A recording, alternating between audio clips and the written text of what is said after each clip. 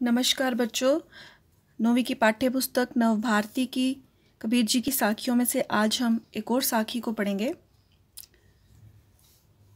हस्ती चढ़िए ज्ञान को सहज दुलीचा डारी, श्वास रूप संसार है भूकन दे जख मारी। इसकी व्याख्या को करने से पहले आइए कुछ इसके शब्दों को समझ लेते हैं।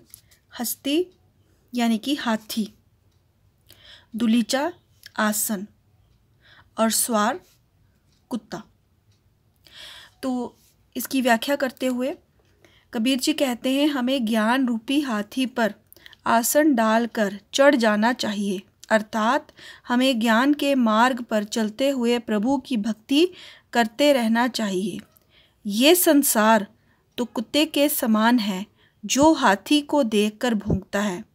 कहने का भाव ये है, दुष्ट लोग प्रभु भक्ति में लगे हुए लोगों को बुरा भला कहते ही रहते हैं। हमें उन लोगों की परवाह किए बिना ज्ञान और भक्ति के मार्ग पर चलते रहना चाहिए। भावार्थ, सच्चे साधक को ज्ञान रूपी हाथी पर बैठकर तथा भक्ति रूपी दुलीचा डालकर साधना करते रहना चाहिए।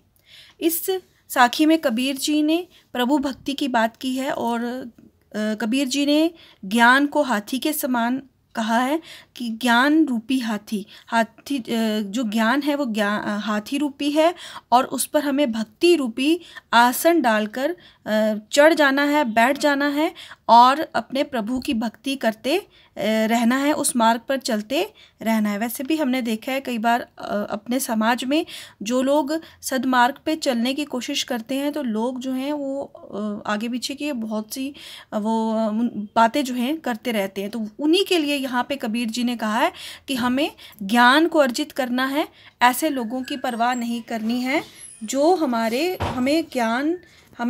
ज्ञान को प्राप्त करने में हमें कोई बाधा, हमारे मार्ग में कोई बाधा लाएं। धन्यवाद।